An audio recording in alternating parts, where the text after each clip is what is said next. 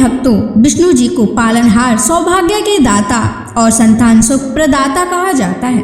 यदि आपके जीवन में संतान प्राप्ति में बाधा, संतान के स्वास्थ्य संबंधी चिंता या संतान के उज्जवल भविष्य को लेकर कोई परेशानी है, तो आपको श्री हरि विष्णु जी के इस महामंत्र का जाप करना चाहिए। इस मंत्र का जाप आपके लिए फलदायी साबित होने वाला है। भगवान विष्णु की कृपा से संतान सुख प्राप्त होता है, संतान स्वस्थ है और दीर्घायु होती है और परिवार में खुशहाली बनी रहती है। अगर आप भी संतान प्राप्ति की कामना करते हैं तो आपको इस मंत्र का जाप जरूर करना चाहिए। इस मंत्र का आपको नियमित 108 बार जाप करने से आपके जीवन में आपको संतान की प्राप्ति हो जाएगी। आपके जीवन में संतान से जुड़ी कोई भी बाधा नहीं आएगी।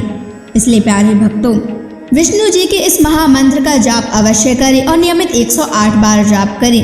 यदि आप इस महामंत्र का जाप करने में असमर्थ हैं तो आप इस वीडियो को अपने मोबाइल फोन पर स्पीकर पर चलाकर अपने घर, दुकान या ऑफिस में छोड़ दें। ऐसा करने से आपको हर उस स्थान पर भगवान विष्णु की असीम कृपा प्राप्त होने लगेगी और आपको संतान सुख की भी प्राप्ति होगी। इसलिए प्यारे भक्तों, इस मंत्र को साधारण समझने की गलती बिल्कुल भी ना करें। यह मंत्र बहुत ही चमत्कारी और प्रभावशाली मंत्र है।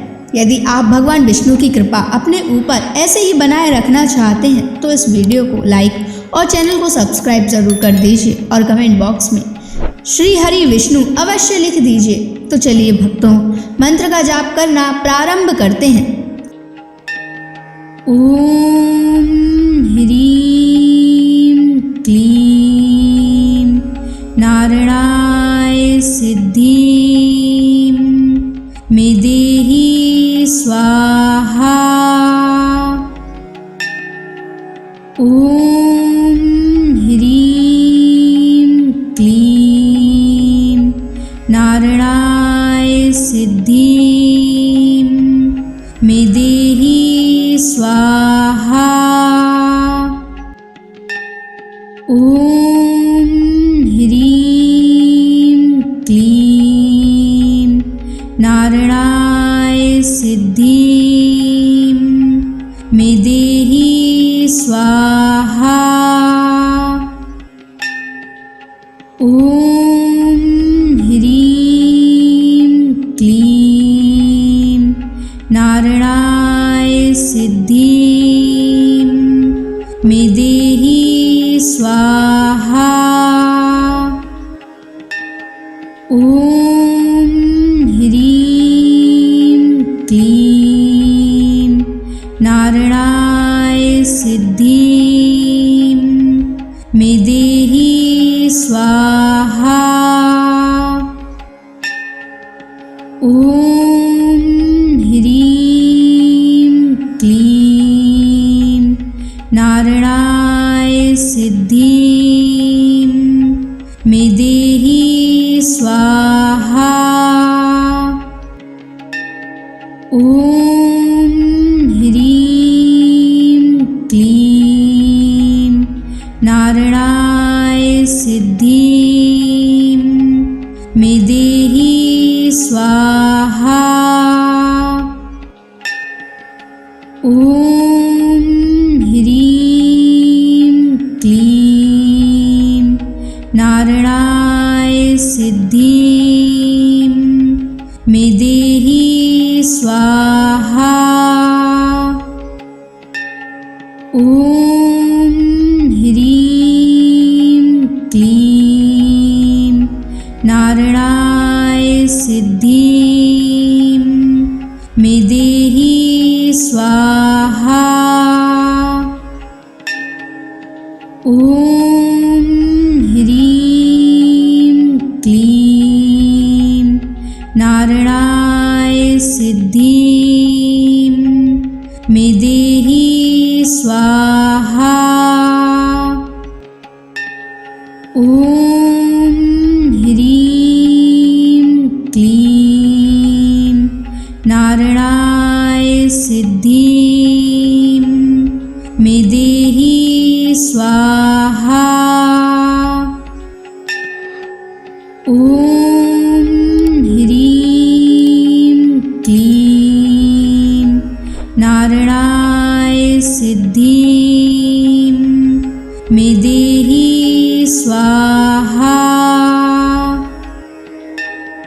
ॐ ह्रीं क्लीं नारायणाय सिद्धिं मे देहि स्वाहा।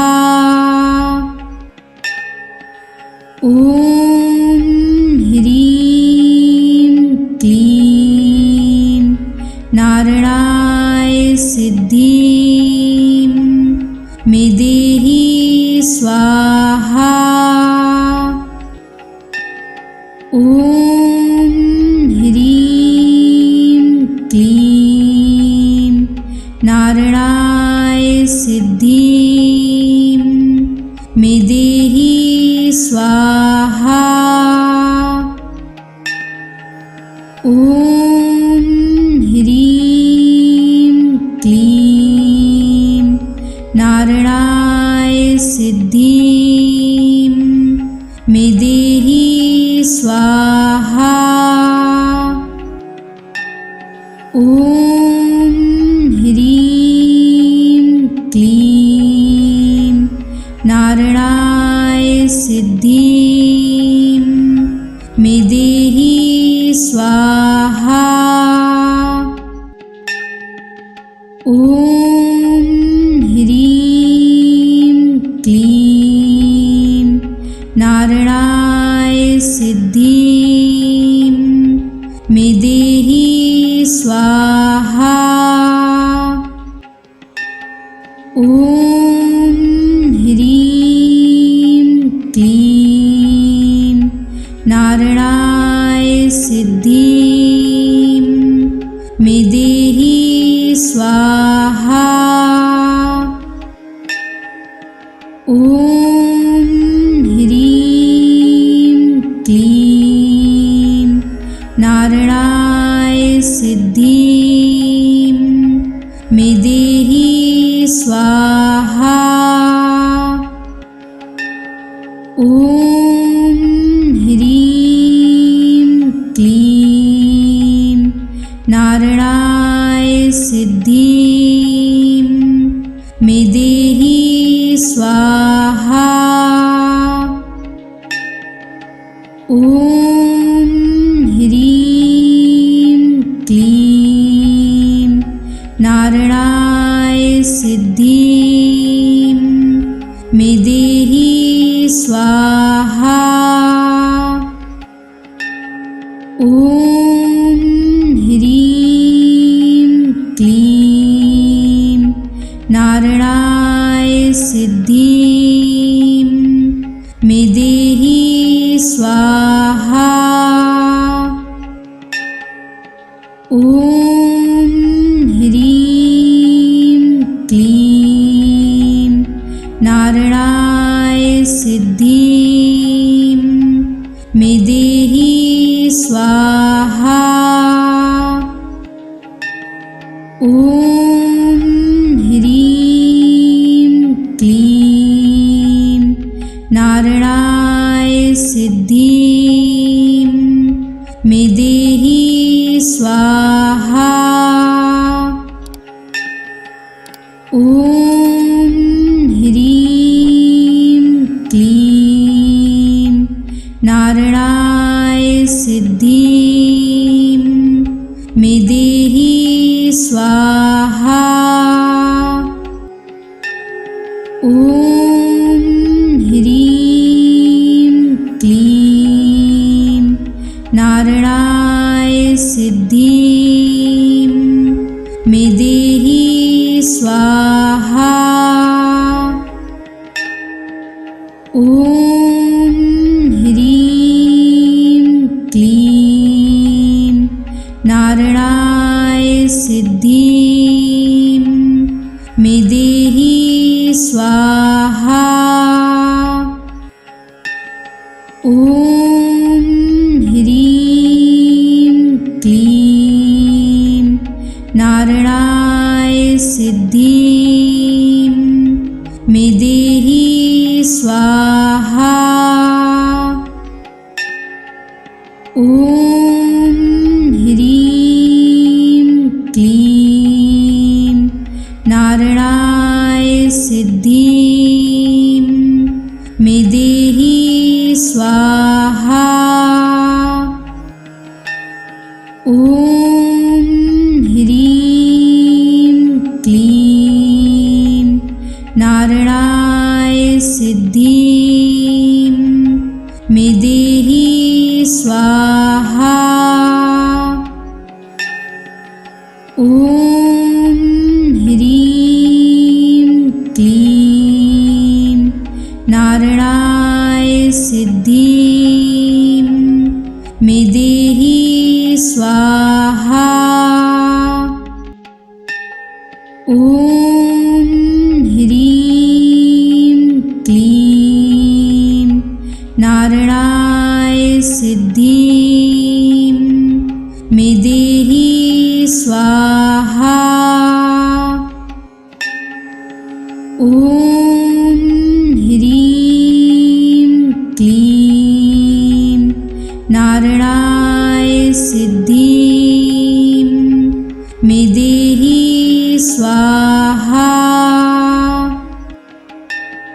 ॐ ह्रीं क्लीं नारायणाय सिद्धिं मे देहि स्वाहा।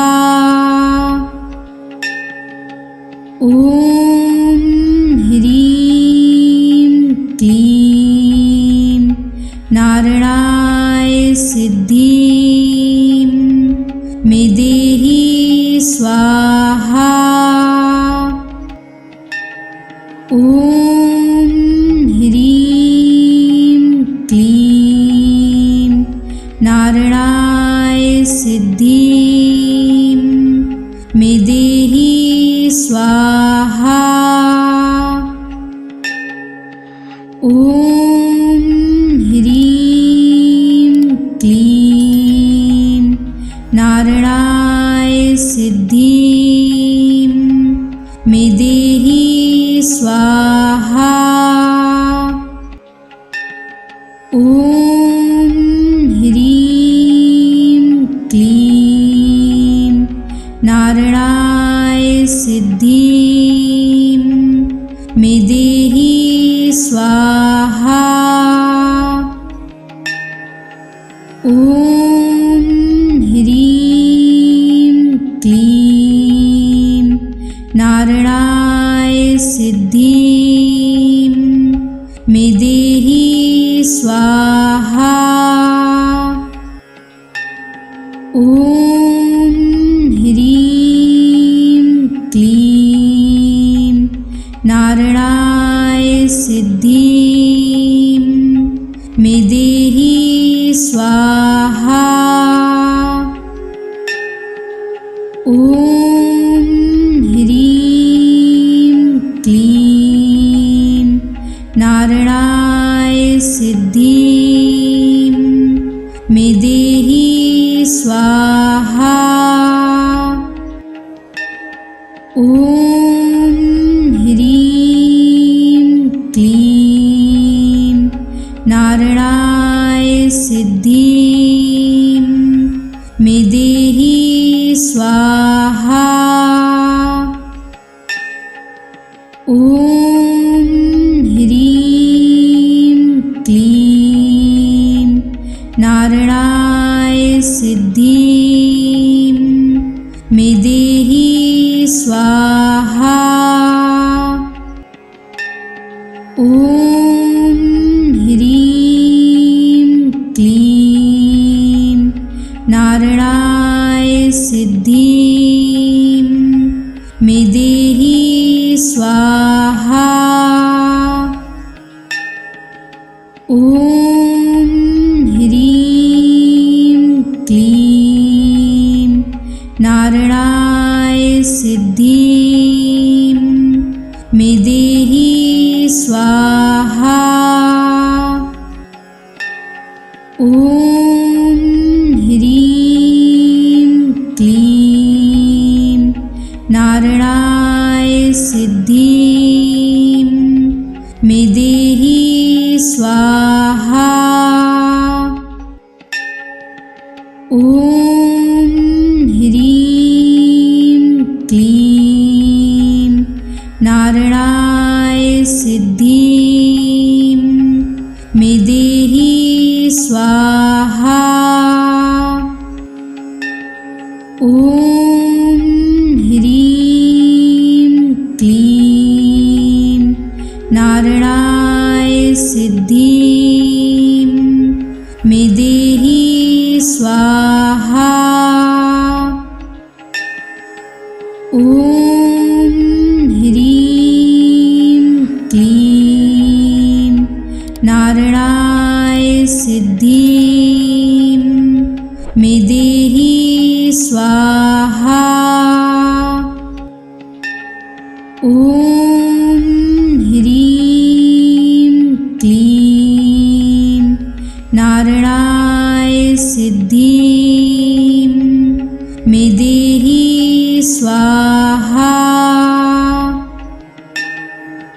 ॐ ह्रीं क्लीं नारायणाय सिद्धिं मे देहि स्वाहा। ॐ ह्रीं क्लीं नारायणाय सिद्धिं मे देहि स्वाहा। ॐ ह्रीं क्लीं नारायणाय सिद्धिं मे देहि स्वाहा। ॐ ह्रीं क्लीं नारायणाय सिद्धिं मे देहि स्वाहा। ॐ ह्रीं क्लीं नारायणाय सिद्धिं मे देहि स्वाहा। ॐ ह्रीं क्लीं नारायणाय सिद्धिं मे देहि स्वाहा।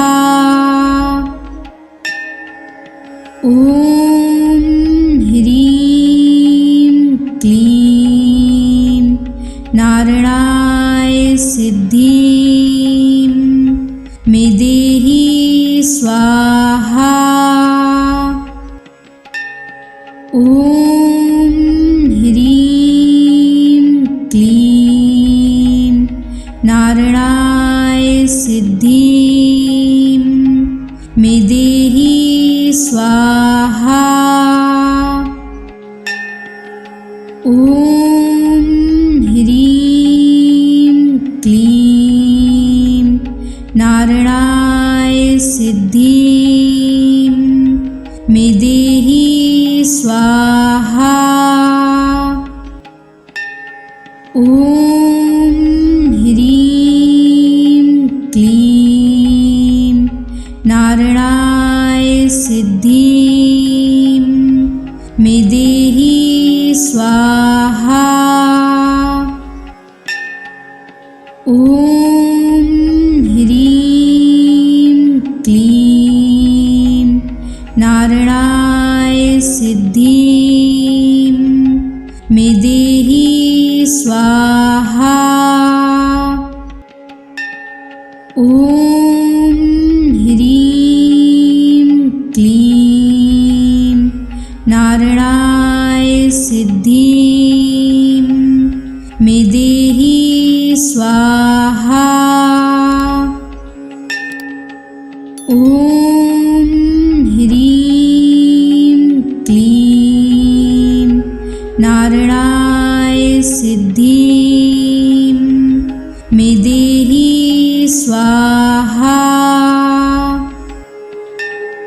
ॐ ह्रीं क्लीं नारायणाय सिद्धिं मे देहि स्वाहा। ॐ ॐ ह्रीं क्लीं नारायणाय सिद्धिं मे देहि स्वाहा। ॐ ह्रीं क्लीं नारायणाय सिद्धिं मे देहि स्वाहा। ॐ ह्रीं क्लीं नारायणाय सिद्धिं मे देहि स्वाहा। ॐ ह्रीं क्लीं नारायणाय सिद्धिं मे देहि स्वाहा। ॐ ह्रीं क्लीं नारायणाय सिद्धिं मे देहि स्वाहा। ॐ ह्रीं क्लीं नारायणाय सिद्धिं मे देहि स्वाहा। ॐ ह्रीं क्लीं नारायणाय सिद्धिं मे देहि स्वाहा। ॐ ह्रीं क्लीं नारायणाय सिद्धिं मे देहि स्वाहा। ॐ ह्रीं क्लीं नारायणाय सिद्धिं मे देहि स्वाहा। ॐ ह्रीं क्लीं नारायणाय सिद्धिं मे देहि स्वाहा। ॐ ह्रीं क्लीं नारायणाय सिद्धिं मे देहि स्वाहा। ॐ ह्रीं क्लीं नारायणाय सिद्धिं मे देहि स्वाहा। ॐ ह्रीं क्लीं नारायणाय सिद्धिं मे देहि स्वाहा। ॐ ह्रीं क्लीं नारायणाय सिद्धिं मे देहि स्वाहा। ॐ ह्रीं क्लीं नारायणाय सिद्धिं मे देहि स्वाहा। ॐ ह्रीं क्लीं नारायणाय सिद्धिं मे देहि स्वाहा। ॐ ह्रीं क्लीं नारायणाय सिद्धिं मे देहि स्वाहा। ॐ ह्रीं क्लीं नारायणाय सिद्धिं मे स्वाहा। ॐ ह्रीं क्लीं नारायणाय सिद्धिं मे देहि स्वाहा। ॐ ह्रीं क्लीं नारायणाय सिद्धिं मे देहि स्वाहा। ॐ ह्रीं क्लीं नारायणाय सिद्धिं मे देहि स्वाहा। ॐ ह्रीं क्लीं नारायणाय सिद्धिं मे देहि स्वाहा। ॐ ह्रीं क्लीं नारायणाय सिद्धिं मे देहि स्वाहा। ॐ ह्रीं क्लीं नारायणाय सिद्धिं मे देहि स्वाहा। ॐ ह्रीं क्लीं नारायणाय सिद्धिं मे देहि स्वाहा। ॐ ह्रीं क्लीं नारायणाय सिद्धिं मे देहि स्वाहा। ॐ ह्रीं क्लीं नारायणाय सिद्धिं मे देहि स्वाहा। ॐ ह्रीं क्लीं नारायणाय सिद्धिं मे देहि स्वाहा। ॐ ह्रीं क्लीं नारायणाय सिद्धिं मे देहि स्वाहा।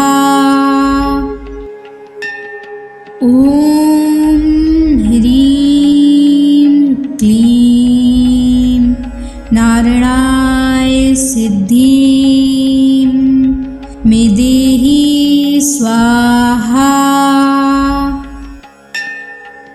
ॐ ह्रीं क्लीं नारायणाय सिद्धिं मे देहि स्वाहा।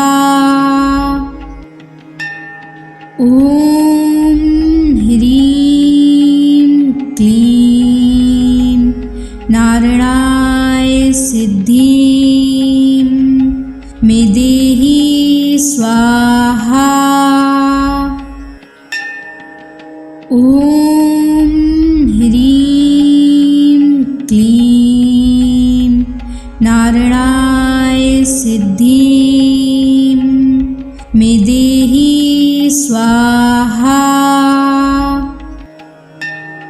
ॐ ह्रीं क्लीं नारायणाय सिद्धिं मे देहि स्वाहा। ॐ ह्रीं क्लीं नारायणाय सिद्धिं मे देहि स्वाहा। ॐ ह्रीं क्लीं नारायणाय सिद्धिं मे देहि स्वाहा। ॐ ह्रीं क्लीं नारायणाय सिद्धिं मे देहि स्वाहा। ॐ ह्रीं क्लीं नारायणाय सिद्धिं मे देहि स्वाहा। ॐ ह्रीं क्लीं नारायणाय सिद्धिं मे देहि स्वाहा। ॐ ह्रीं क्लीं नारायणाय सिद्धिं मे देहि स्वाहा। ॐ ह्रीं क्लीं नारायणाय सिद्धिं मे देहि स्वाहा। ॐ ह्रीं क्लीं नारायणाय सिद्धिं मे देहि स्वाहा। ॐ ह्रीं क्लीं नारायणाय सिद्धिं मे देहि स्वाहा। ॐ ह्रीं क्लीं नारायणाय सिद्धिं मे देहि स्वाहा। ॐ ह्रीं क्लीं नारायणाय सिद्धिं मे देहि स्वाहा। ॐ ह्रीं क्लीं नारायणाय सिद्धिं मे देहि स्वाहा। ॐ ह्रीं क्लीं नारायणाय सिद्धिं मे देहि स्वाहा। ॐ ह्रीं क्लीं नारायणाय सिद्धिं मे देहि स्वाहा। ॐ ह्रीं क्लीं नारायणाय सिद्धिं मे देहि स्वाहा। ॐ ह्रीं क्लीं नारायणाय सिद्धिं मे देहि स्वाहा। ॐ ह्रीं क्लीं नारायणाय सिद्धिं मे देहि स्वाहा।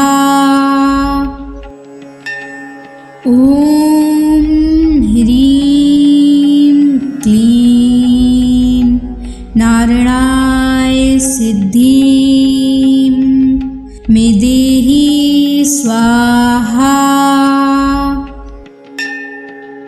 ॐ ह्रीं क्लीं नारायणाय सिद्धिं मे देहि स्वाहा।